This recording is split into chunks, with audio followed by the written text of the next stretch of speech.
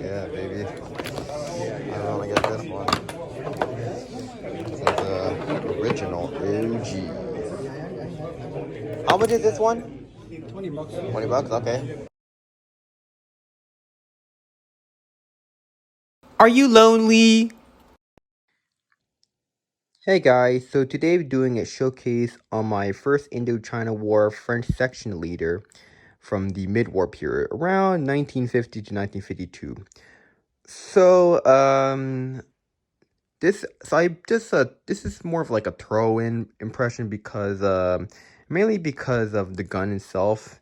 But yeah, so with that said, so a lot of the kit is mostly original. Of course, there are some reproductions which I'll mention. So, as you can see, a lot of these kit is American, as during this time, the French army wanted to shift it from like British gear to more American gear. Of course, you do see some leftovers during this time, but during this time they were kind of like shifting for more like their own manufactured gear, like such as the tap belt, which is based off these like the American gear. So yeah.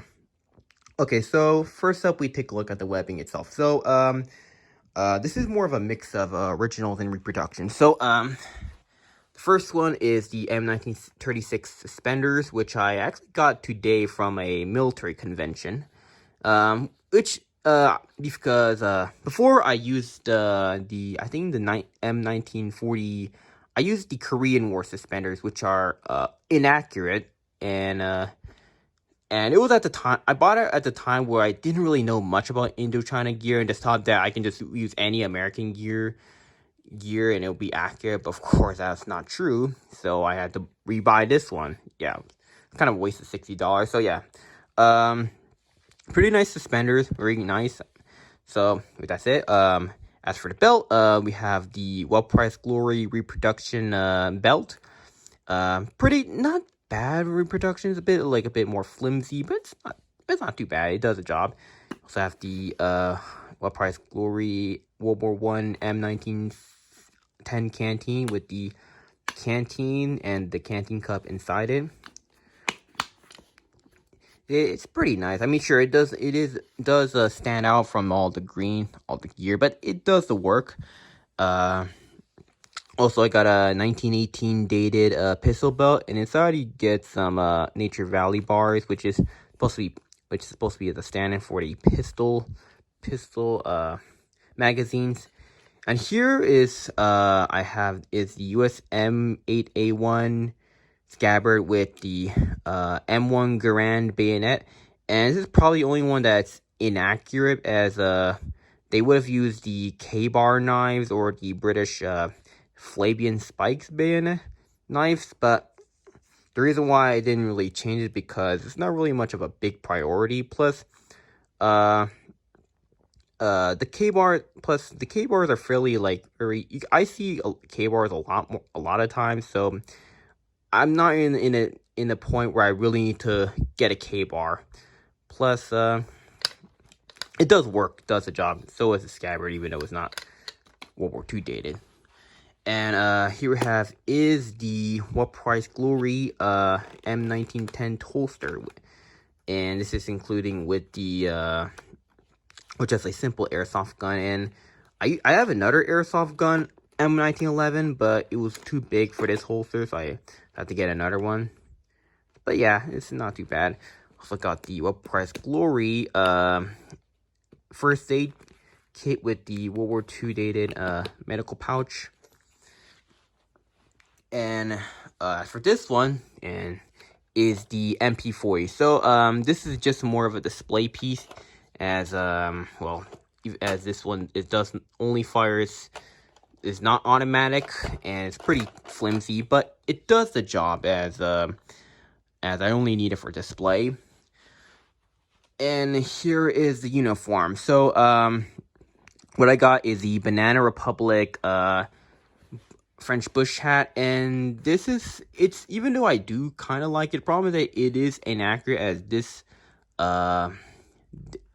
metal piece, I forgot what we call it, but this one is actually much smaller than the originals, as I do have I don't have an original hat, but I do have the Well Priced Glory reproduction, which I don't have right here, but and plus this one's a bit more bright side. But even either way, it works okay. It's not too bad, and I'm planning. I hope I can get a like original one even if it's Israeli, which whatever. All right, so with the uniform is a little bit of a. This is probably one of the hardest one to get. So first though is I have a gray field cap. This is just something I added because I don't know just make it look cool. Sure, it's not 100% accurate as they would have used the green models, but I kind of keep it because it makes it a little bit more. This adds in more to the impression. Oh, and as for this one, this is the I believe it's the US M41 HBD jacket, which I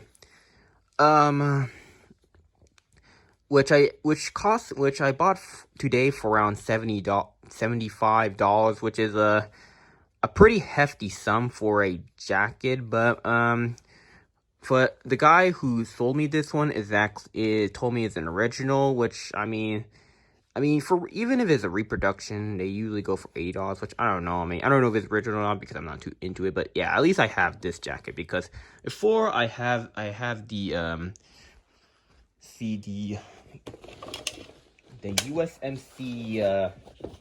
I use this jacket, which I bought it from the same convention, and it was pretty crap. As not only this was inaccurate, the colors were just way too bright. But yeah, I'm thinking of selling that one soon. So yeah, pretty good jacket, and underneath the jacket is the M47 shirt or M47 shirt.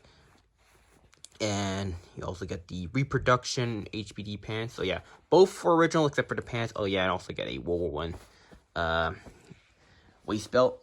I believe these are British gaiters. Of course, it doesn't have the markings in it. So it could be anything, but it does the job. And last but not least is the M1917 boots. So, this is another case that is technically inaccurate, but given that the M1917 boots, which are World War I US boots, are very similar to the French models, which they used during Indochina, I decided to keep it as way. I mean, the French did use British black boots, which they do have, but I didn't use it because it's not really issued as much as these. Well, these boots were at least approximations, but yeah.